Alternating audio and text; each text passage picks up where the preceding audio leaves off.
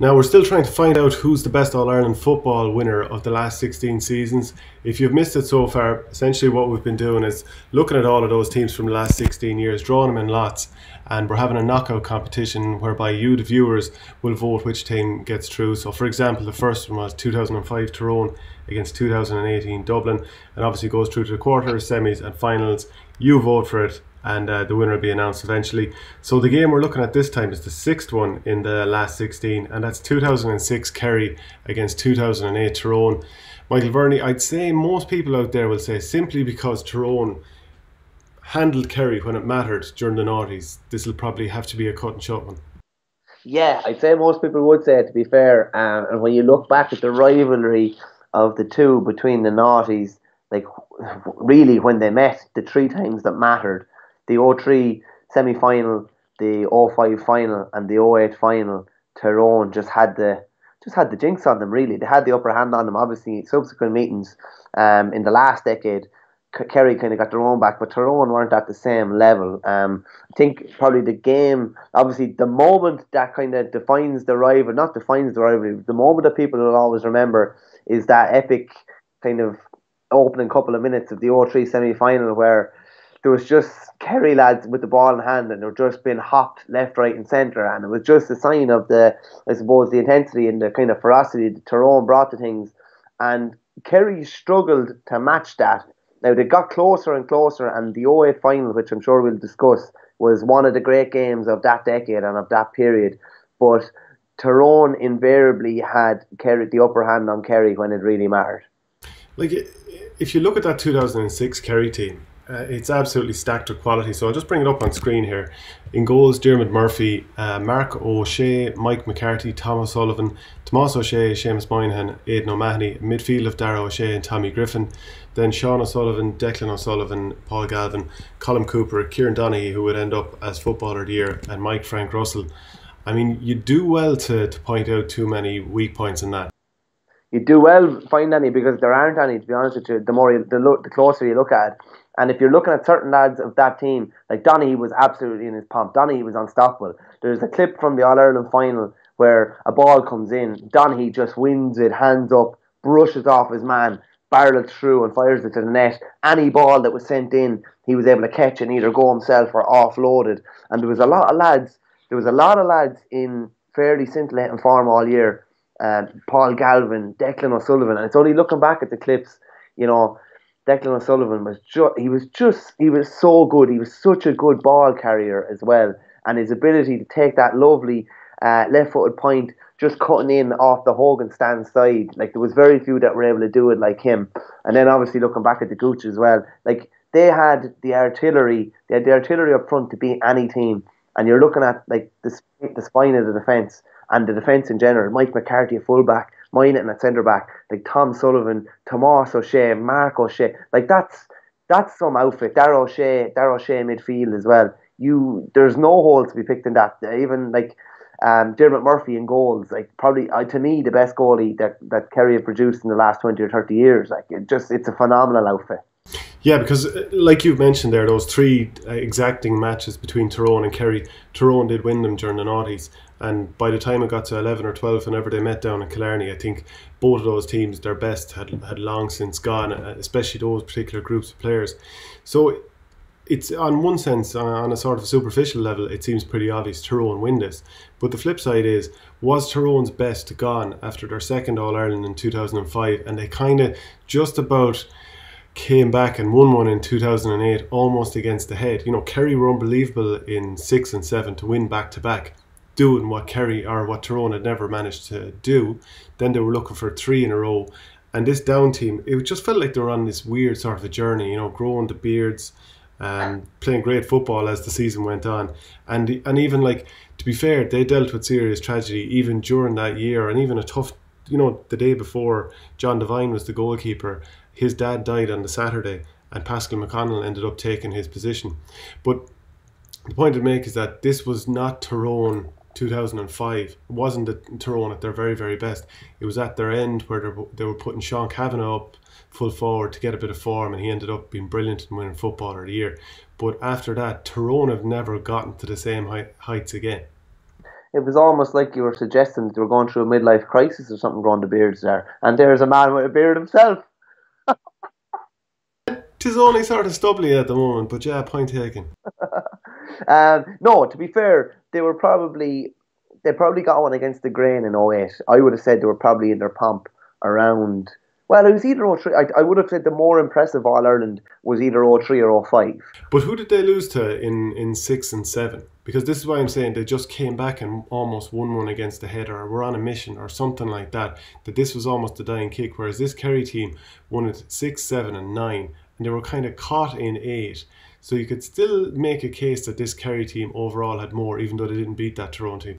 Yeah, it's funny. As I had totally forgotten about it. And it's only when you delve back that you realise it. Like in '06, as reigning All Ireland champions, Tyrone were beaten 1-8 to 5 points by Derry in the Ulster Championship, and they amazingly drew at Loud, which I'd completely forgotten about in the qualifiers, and then were beaten 9-6 by Laois in round 2 of the qualifiers.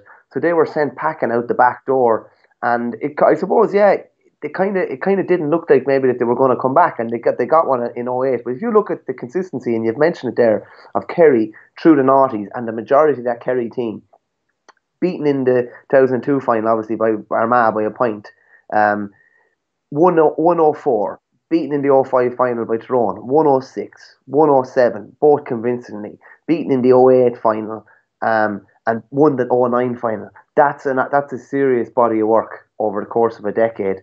And when you put all that together with the team, most of the team that we talked about from the '06, like that's actually it's a more impressive body of work than Tyrone's body of work, if you know what I mean. So like '06 was probably, I wouldn't say it was an easier All Ireland to win, but Kerry were beaten as well in '06.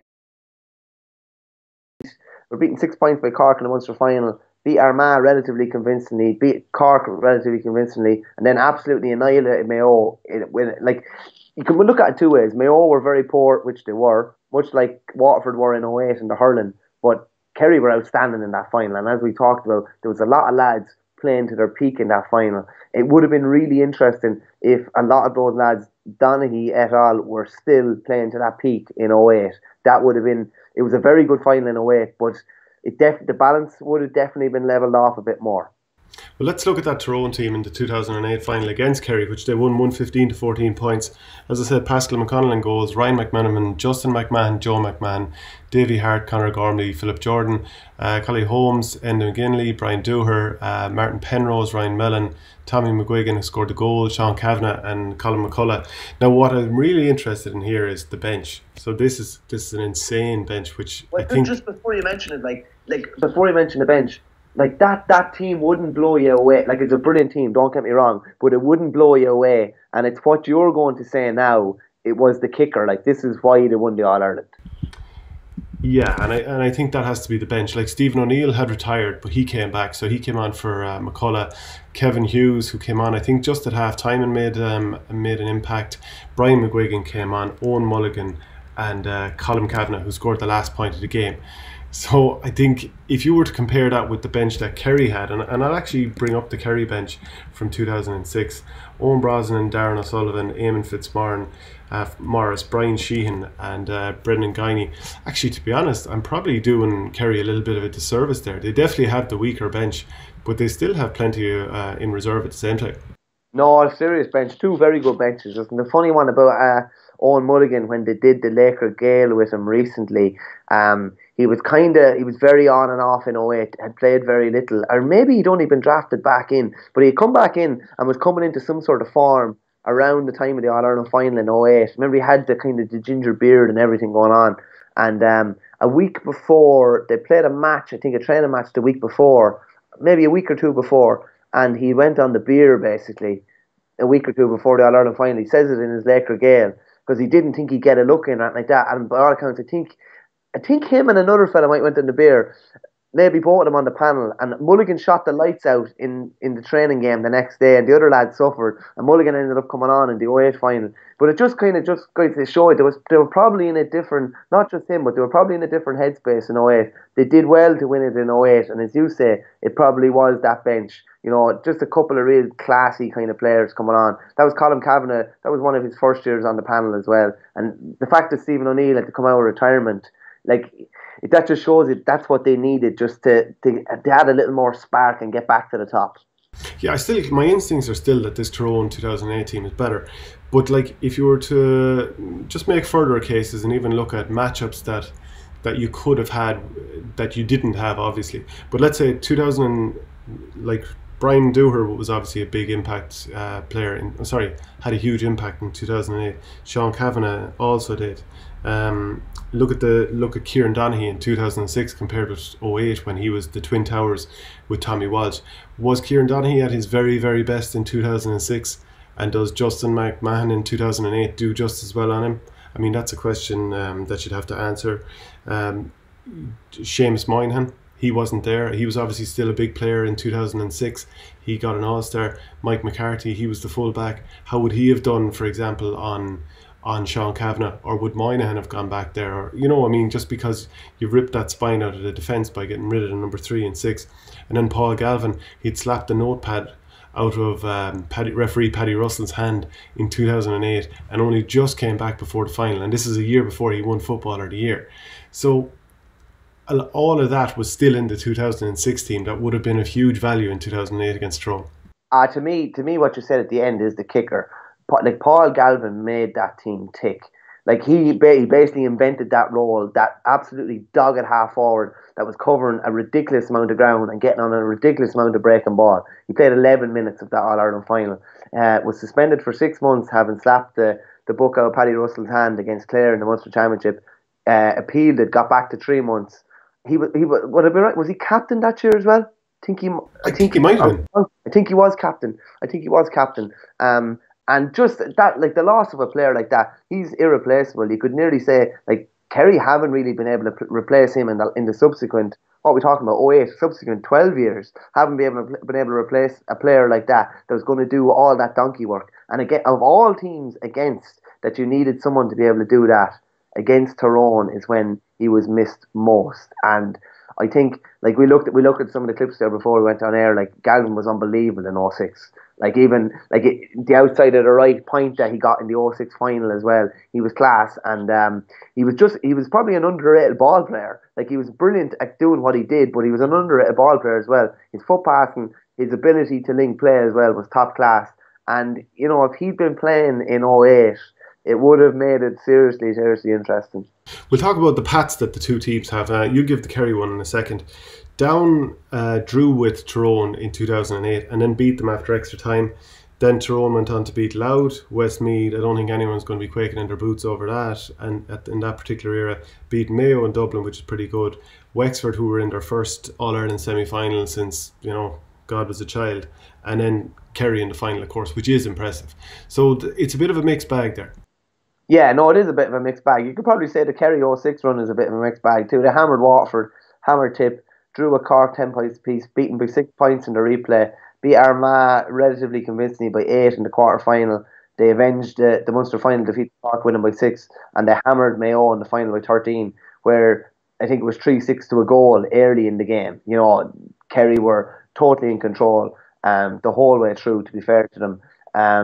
Both of them, like, it's not as if they were beating star-studded the lineups the whole way through. But I do think the Kerry 06 All-Ireland is probably a bit underrated. Maybe it's because, you know, they didn't have to beat a Tyrone along the way, but it's, you know, it's not their fault that Tyrone weren't in that position and they were beaten at round 2 of the qualifiers.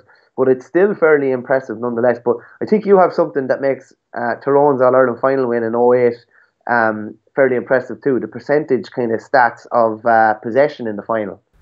Yeah, actually, this was something that Eamon Donoghue had in an article. I'll just bring it up here. That Tyrone won the 2008 final with just 46% possession, and the ball was in play for just under 31 minutes. So whether that amounts to a hill of beans in terms of this argument is another thing, but it's definitely some interesting statistics. One thing I would say as a plus point for this Tyrone team is that they were up against the Kerry team looking for 3 in a row. So they've beaten a quality team that has been there before. Unlike Kerry beating Mayo in 2006, they scored the last 5 points of the game. They had Brian Dooher probably given a career performance, probably the same for Sean Kavanagh. They shut down both Tommy Walsh and Kieran Donaghy when they were the most fearsome duo, especially big, athletic, powerful duo. So I don't know, I'm just going to have to give it to Tyrone just on the basis of that they were at a higher level, I think.